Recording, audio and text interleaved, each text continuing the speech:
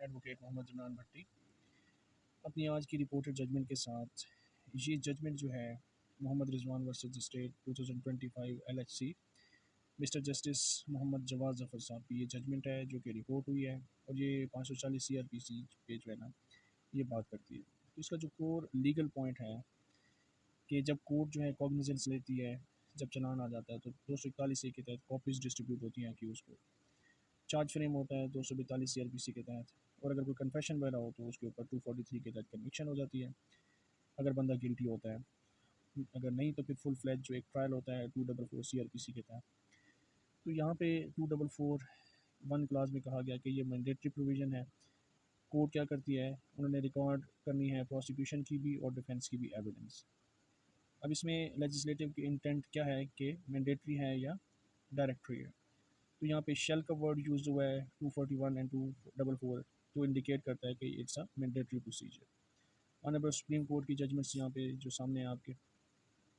अब इसके अंदर सेक्शन 94 CRPC का जिक्र किया गया कि एट एनी ट्रायल जो है ना कोर्ट किसी भी डॉक्यूमेंट्स और किसी भी ऑब्जेक्ट को जो है तलब कर सकती है। 540 CRPC का जो फर्स्ट पार्ट है वो डिस्क्रिशनरी पार्ट है, जिसके अंदर कोर्ट समन कर सकती है, एग्जामिन कर सकती है, रिकॉल विटनेसेस को कर सकती है। मैंडेटरी पार्ट के अंदर यही है कि अगर असेंशियल फॉर जस्टिस है तो कोर्ट क्या करती है, must call such witness regardless of delay. अगर कोई डिले वगैरह है तो उसकी भी परवाह नहीं की जाएगी। तो कोर्ट जो है for the dispensation of justice क्या करेगी, विटनेस को कॉल कर लेगी। It's a mandatory part. Article 161 QSO का जिक्र किया गया, जो कि ये अगर आप लिंकिंग लॉज में जाते हैं तो ये चीज़ें एक दूसरे के साथ लिंक होती हैं।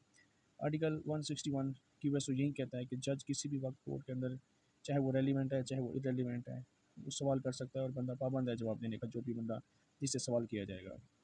High court rules volume 3 chapter 1 party rule 2 ये भी ड्यूटी ऑफ जज को क्लैरिफाई करता है कि वो जितनी भी मतलब उसका जो किरदार होगा वो पैसिव लिसनर की तरह होगा। मतलब है कि वो अपना एक साइलेंट स्पेक्टेटर की तरह नहीं बैठा रहेगा जज साहब, वो एक इस तरह के मामला क्रिएट करेंगे कि वो सच्चाई तक पहुँचे। अब इसके अंदर जो प्रिंसिपल है ना इस पूरी जजमेंट के अंदर जो एक डिराइव होता है वो है कि क्रिमिनल ट्रायल्स जो है ना वो इनक्विजिटोरियल होते हैं, नॉट एडवर्सीरियल, टू इंश्योर जस्टिस। इसको आगे एग्जांपल के साथ जो है ना वो हम एक्सप्लेन करेंगे। तो ये इंपॉर्टेंट केस लाज हैं जो इस जजमेंट के अंदर पेश हुए हैं। अब मस यहाँ पे जो मामला था कि मोहम्मद रिजवान जो एक FIR का आई विटनेस था जिसने 15 की कॉल की थी, उसको बुलाने के लिए ट्रायल कोर्ट के अंदर एक एप्लीकेशन गुजारेगी अंडर सेक्शन 54 CRPC। तो डेफिनेटली ट्रायल कोर्ट ने उसको अलाउड कर दिया, लेकिन एडिशनल सेशन जज साहब की कोर्ट में जब ये मामला गया तो उन्होंने ट्रायल कोर्ट की फाइंडिंग को रिवर्स कर दिया गया। तो ऑनरेबल लाहौर हाई कोर्ट ने AS जज साहब का जो ऑर्डर था उसको सेटिसाइड किया और ट्रायल कोर्ट का डिसीजन जो है ना वो रिस्टोरी रखा। अब यहाँ पे वही जिक्र हुआ 244 CRPC के तहत बताया कि कोर्ट्स जो है ना फुली पावर्ड है, एम्पावर्ड हैं कि वो किसी भी विटनेस को जो है ना वो तलब करें।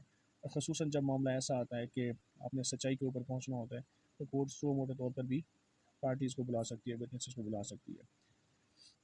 अब यहाँ पे एक क्वेश्चन है जो एग्जामिनेशन पॉइंट ऑफ व्यू से भी पूछा जा सकता है कि ये जो इनक्विजिटोरियल और एडवर्सीरियल मीन्स इसका क्या मतलब है। तो क्रिमिनल ट्रायल्स के अंदर specially in Pakistan under the CRPC जज plays an active role in discovering the truth. तो पाकिस्तान में CRPC के अंदर जो जज साहब का जो रोल है वो एक एक्टिव रोल है। उनके ऊपर क्या लाइबिलिटी है कि उन्होंने ट्रुथ को जो है ना डिस्कवर करना है। This means the trial is not just a battle between the prosecution and defence, but the court itself becomes responsible for ensuring that the real facts come out, even if one side is weak or not presenting evidence properly.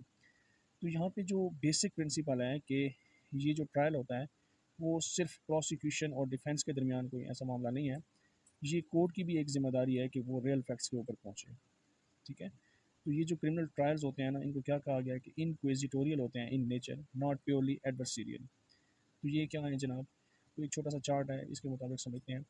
अब हम कहते हैं कि aspect ये है कि role of जज क्या होना चाहिए। तो इसके अंदर जो एडवर्सीरियल सिस्टम होता है ना उसके अंदर जो जज साहब हैं उनका जो है ना उनका एक पैसिव रोल होता है, यानी कि वो रेफरी बिटवीन पार्टीज़ होते हैं। और अगर हम देखते हैं कि इनक्विजिटोरियल सिस्टम के अंदर हम क्या समझेंगे, तो फिर उनका रोल एक्टिव है, यानी कि उन्होंने सच्चाई के ऊपर पहुंचना है। अब दूसरा एस्पेक्ट हम इसका लेते हैं कि एविडेंस की बात होती है। तो एडवर्सरियल सिस्टम के अंदर सिर्फ वही एविडेंस है जो पार्टी सफ़ा मिसल के ऊपर लेके हैं। और अगर हम देखते हैं कि इंक्विजिटोरियल सिस्टम है तो उसके अंदर कोर्ट खुद कहेगी कि ये एविडेंस भी लेके आओ, ये विटनेस बुलाओ, ये डॉक्यूमेंट्स बुलाओ, जैसे कि सेक्शन 94 सीआरपीसी की बात हो रही थी। अब विटनेसेस की बात है तो जो एडवर्सरियल सिस्टम है उसके अंदर वही विटनेसेस पेश हुए जो पार्टीज़ ने पेश करवाया। और जो इंक्विजिटोरियल सिस्टम हमारा है, जिसके ऊपर ये ऑनरेबल हाई कोर्ट की जो जजमेंट है कि हमारा जो सिस्टम है वो क्या होना चाहिए, इंक्विजिटोरियल सिस्टम होना चाहिए। तो विटनेस की बात वो करता है कि court can summon witness even on its own motion. ठीक है, तो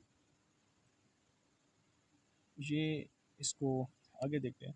तो इसकी मज़ीद एक रियल लाइफ एग्जांपल भी है कि जैसे इस केस के अंदर was mention in FIR as an eyewitness, जो कि एक पर्सन जो कि आई विटनेस था, जैसे मोहम्मद रिजवान था, उसने 15 की कॉल की थी और प्रोसिक्यूशन ने उसको जानबूझ के ओमिट कर दिया ट्रायल के अंदर एज ए विटनेस।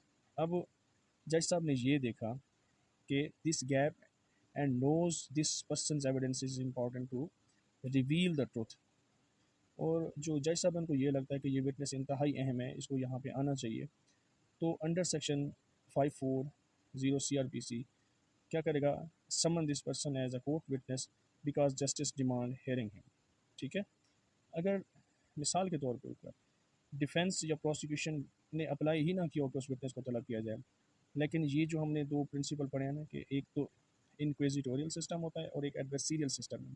अब एडवर्सरियल सिस्टम के अंदर तो किसी ने नहीं बुलाया उसको, लेकिन कोर्ट के ऊपर ये लाइबिलिटी है कि वो इंक्विजिटोरियल सिस्टम यानी कि वो सीक द ट्रुथ और ख़ुद जो है ना उसको कॉल कर लेगी। इसी एग्जांपल को हम देखते हैं कि जैसे वो विटनेस है वो ज़रूरी है तो उसको कोर्ट जो है जज जो है वो उसको बुलाएगी। अगर इसके अंदर कोई भी लैक्यूनाज हो, trial has gone for ahead, delay हो चुका हो, लेकिन कोर्ट के लिए ये जो चीज़ें हैं ये उनके ऊपर कोई बाइंडिंग हैसियत नहीं रहती, ये कोई हर्डल्स नहीं है, कोर्ट फिर भी कॉल कर सकती है। तो ये जो है ना एक इनक्विजिटोरियल रोल है। लेट्स सपोज इसके अगेंस्ट हम जाते हैं तो कहते हैं कि जी जज साहब ये कह दें कि पार्टी ने तो एप्लीकेशन ही नहीं दी, अब तो डिले हो चुका है, टाइम गुजर चुका है, तो ये उसके अपोजिट जो एक सिस्टम बताया गया ये वो है। तो द की कोट है फ्रॉम ऑनरेबल सुप्रीम कोर्ट की जजमेंट से भी कि द जज is not a passive Spectator, he is a Sikar of truth in criminal cases. तो ये बेसिक टैग लाइन है। तो आप अपने किसी भी केस लॉ के अंदर जहाँ पे 540 CRPC की आप एप्लीकेशन दें तो ये अपने स्पोर्ट के अंदर जो है ना आप अपने दे सकते हैं।